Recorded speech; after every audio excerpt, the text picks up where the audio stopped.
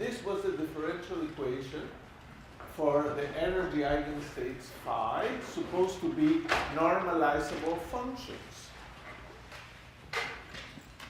We looked at this equation and decided we would first clean out the constants. We did that by replacing x by a unit-free coordinate, u.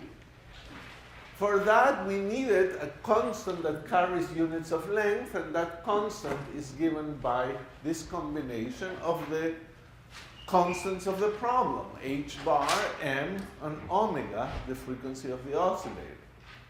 We also defined a unit-free energy, calligraphic E, which, in terms of which, the real energies are given by multiples of h omega over 2. So the problem has now become, and this whole differential equation turns into this simple differential equation, simple looking, let's say, properly, differential equation for phi as a function of u, which is a new rescaled coordinate, and where the energy shows up here. And for some reason, this equation doesn't have normalizable solutions unless those energies are peculiar values that allow a normalizable solution to exist. We looked at this equation for u going to infinity and realized that e to the plus minus u squared over 2 are the possible dependencies.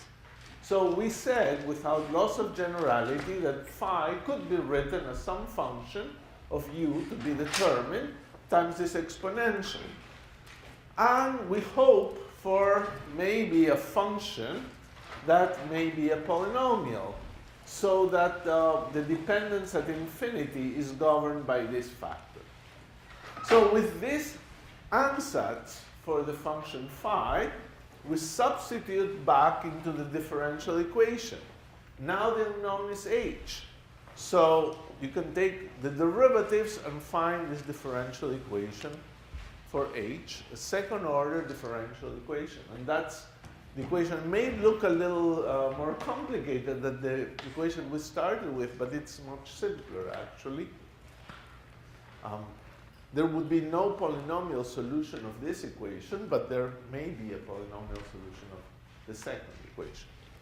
So we have to solve this equation now, and the way to do it is to attempt a series expansion. So we would try to write h of u equal the sum over j equals 0 to infinity, aj u to the or ak e to the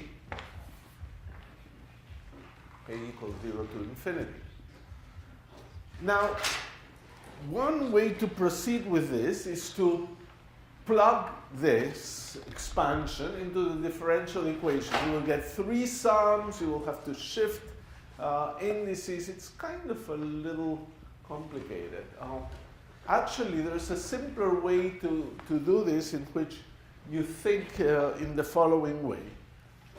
You have this series, and you imagine, well, there's a term aj u to the j plus aj plus 1 u to the j plus 1 plus aj plus 2 u to the j plus 2. And you say, let me look at the terms with u to the j in the differential equation. So just look at the terms of that have a u to the power j. So from d second h du squared, what do we get? Well, to get a term that has a u to the j, you must start, if you take two derivatives and to end up with u to the j, you must have started with this, u to the j plus 2. So this gives you j plus 2, j plus 1, taking the two derivatives, aj plus 2, u to the j. From the series, the term with u to the j from the second h du squared is this one. How about for minus 2u dh du? Well, if I start with h and differentiate and then multiply by u, I'm going to get u to the j starting from u to the j. Because when I differentiate, I'll get u to the j minus 1, but the u will bring it back. So this time I get minus 2aj, or minus 2, one derivative, j, that's aj, u to the j. So it's from this term, minus 2, differentiate, you get that. From the last term, e minus 1 times h, it's clearly e minus 1 times aj, u to the j. So these are my three terms that we get from the differential equation. So at the end of the day, what have we gotten? We've gotten j plus 2, j plus 1, aj plus 2, minus 2j aj plus e minus 1 aj, all multiplied by u to the j. And that's what we get for u to the j. So if you wish, for the whole differential equation,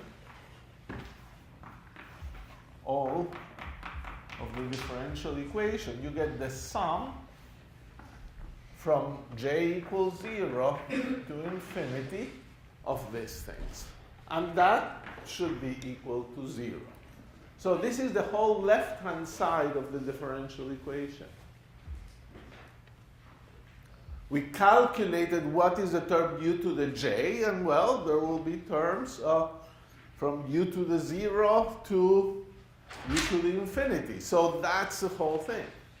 And we need this differential equation to be solved, so this must be 0. And whenever you have a function of u, like a polynomial, well, we don't know if it's a polynomial and it stops. But if you have a function of u like this, each coefficient must be 0.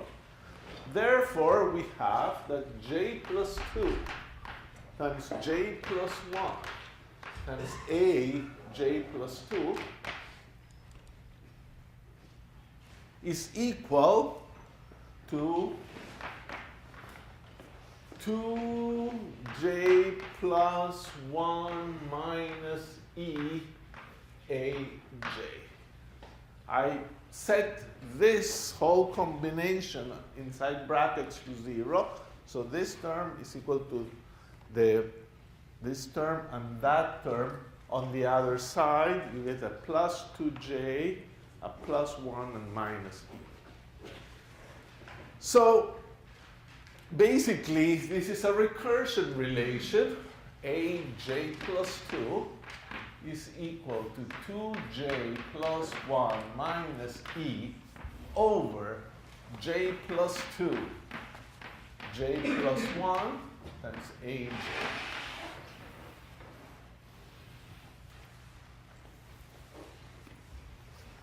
And this is perfectly nice. This is what should have happened for this kind of differential equation, a second order linear differential equation.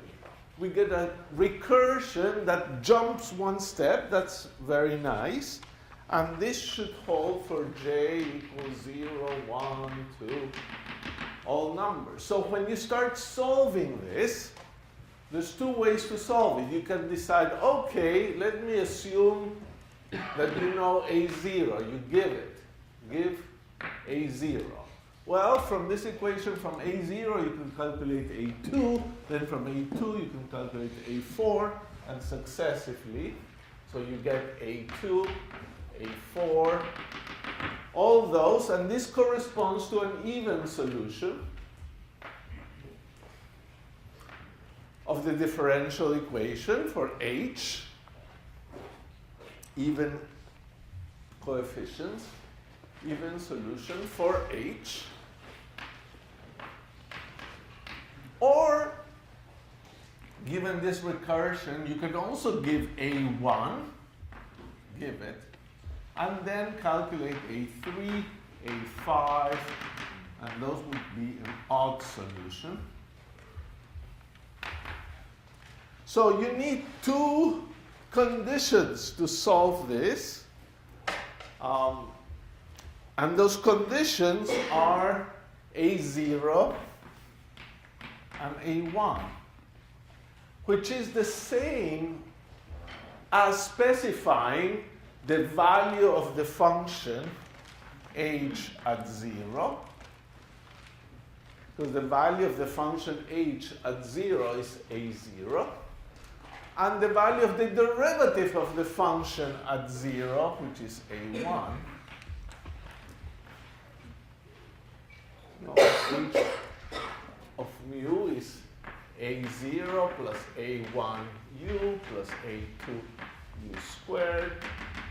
So the derivative at 0 is h1, and that's what you must have for solving a differential equation. Second order differential equation for h, you need to know the value of the function at 0 and the value of the function at the derivative of the function at 0 as well, and then you can start integrating it. So this first gives you a solution A0 plus A2u squared plus A4 u to the fourth, and the second is an A1u plus A3u cubed plus this one.